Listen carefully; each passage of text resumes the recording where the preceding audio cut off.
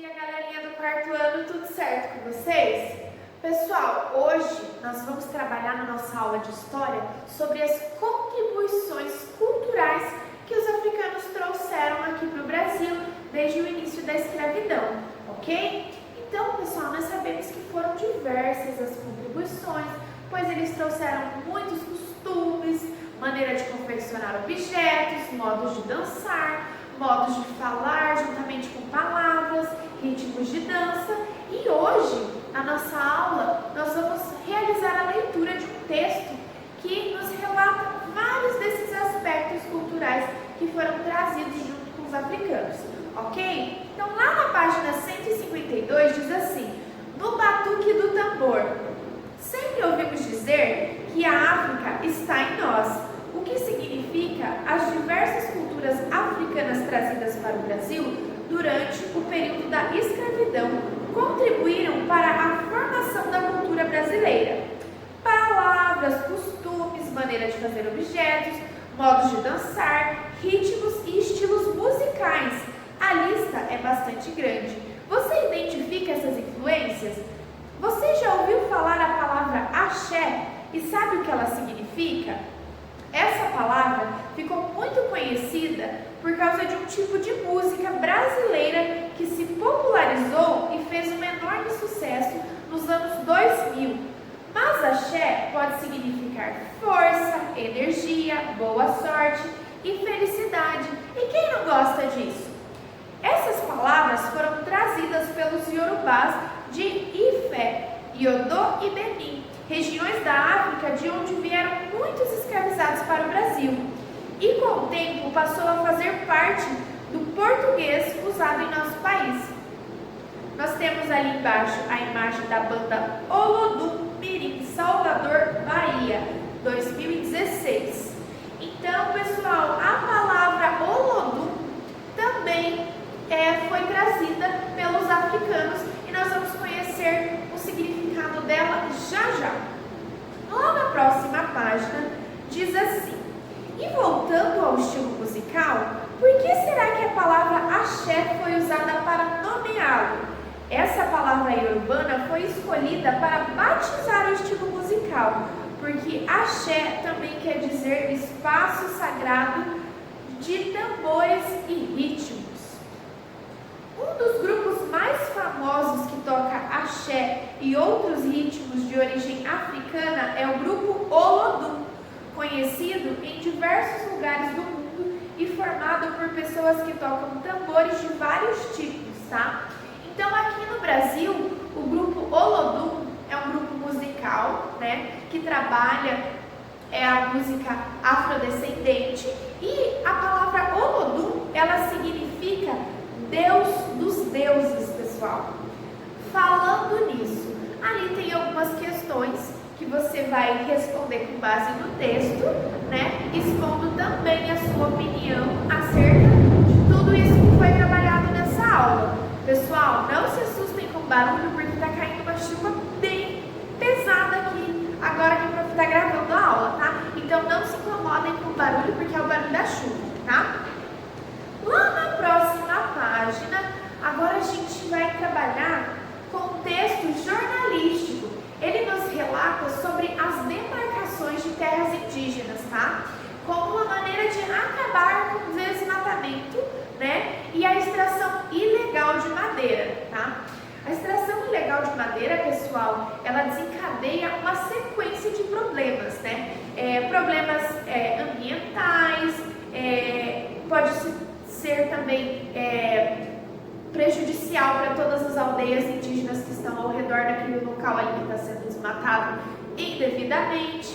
Então, além das questões ambientais, pode trazer vários problemas também judiciais para aqueles que estão trabalhando ali e realizando um trabalho que de certa forma é ilegal, tá? Então, a gente vai ler atentamente esse texto da página 154 e 155 e vamos responder as questões 1 e 2 da apostila lá na página 155, ok? Então, na página 154 diz assim: demarcar para proteger. Como você estudou, logo nos primeiros anos da ocupação portuguesa, os indígenas foram ao mesmo tempo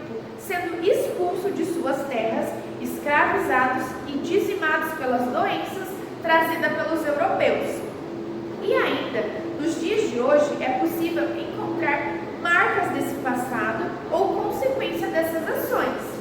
Uma das medidas adotadas para possibilitar que as culturas indígenas que sobreviveram em nossos tempos não desapareçam foi a criação, na década de 1980, das terras indígenas. Mas o que são essas terras indígenas, prof? Terras indígenas é o nome dado a terras tradicionalmente ocupadas por povos indígenas, na tentativa de que eles possam preservar suas tradições culturais e o seu modo de vida.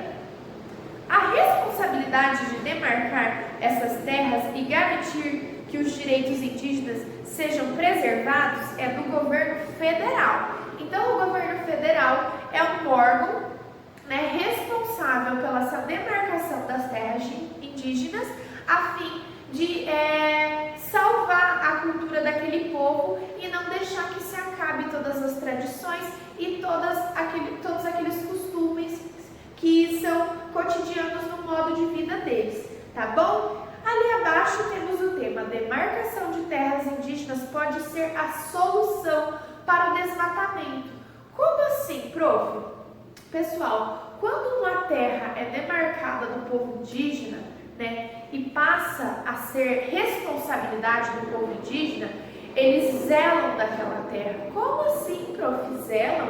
Eles cuidam, é deles? É sim, pessoal. Então, quando essa terra é demarcada do povo indígena, toda aquela aldeia ali que rodeia, todas aquelas pessoas, elas se sentem no dever de proteger, de cuidar, de zelar e de cultivar ali naquela terra. Então, essas terras, elas normalmente são muito férteis, elas são bem cuidadas, a mata e a floresta, os animais são todos bem cuidados, não tem extinção, não tem uma caça excessiva, a não ser aquilo que é necessário para a sobrevivência daquele povo. Então, eles não são de fazer queimada, eles não fazem extração ilegal de madeira para revender. Então, eles usam da natureza para sobreviver, mas sem afetar o desenvolvimento da natureza, o curso dos rios.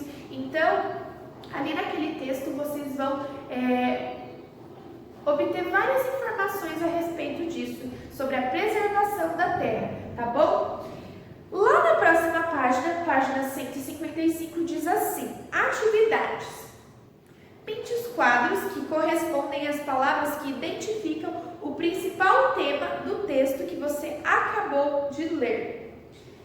Escravização de africanos, terras indígenas, meios de transportes na Amazônia ou desmatamento da Amazônia. Então, com base naquilo que a gente leu, você vai pintar ali qual é a opção correta. Questão de número 2 é de marcar X.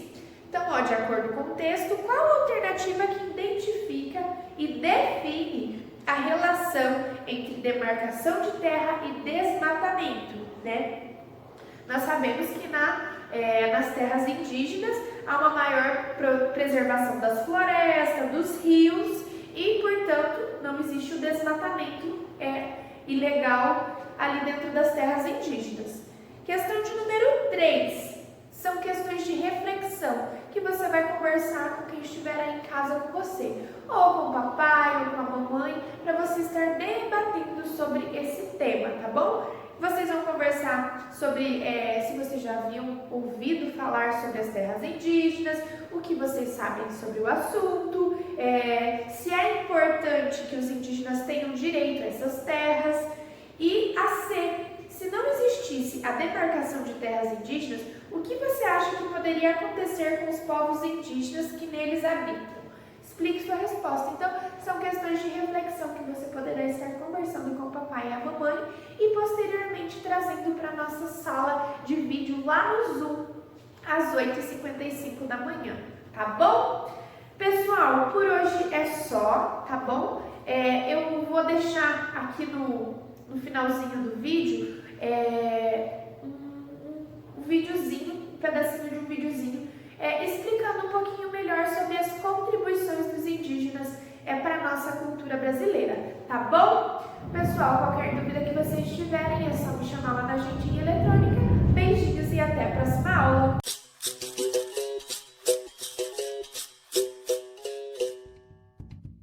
Até recentemente, muito pouco era estudado sobre a história da África, normalmente reduzida à antiguidade aos egípcios. Porém, o crescimento do interesse e importância desse continente jogou luzes sobre a esquecida África subsaariana. Cercados por florestas, savanas, montanhas, o mar e o deserto, e convivendo com uma rica fauna, esses africanos viviam em pequenos reinos, muito parecidos com as cidades-estado da antiguidade.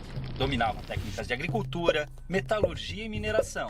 Cultuavam diversos deuses e a natureza, acreditando num Deus maior e criador, que variava de nome entre as tribos. Evitavam guerras, estreitando laços através do casamento. Porém, quando o conflito era inevitável, não visava a expansão territorial. Com a exploração europeia da costa da África, os nativos começaram a ser capturados e enviados como escravos para a Europa. A rota do tráfico negreiro mudou a partir da colonização do Novo Mundo, e o comércio de seres humanos atingiu grandes proporções pela necessidade de mão de obra nas novas terras. Os portugueses dividiam os africanos em 3 grandes grupos: os sudaneses, os guinenos sudaneses muçulmanos e os bantus, todos representando uma determinada região do continente e tendo destinos diferentes. O Brasil recebeu cerca de 40% de todos os escravos africanos trazidos para a América, já que demandavam mão de obra para trabalhar em suas culturas de cana-de-açúcar no Nordeste, no ciclo de ouro em Minas Gerais e nas lavouras de café do Rio de Janeiro no século XIX. O transporte desses povos, amontoados nos porões dos navios negreiros, era feito em condições desumanas, e muitos acabavam morrendo na travessia marítima, tendo seus corpos jogados ao mar.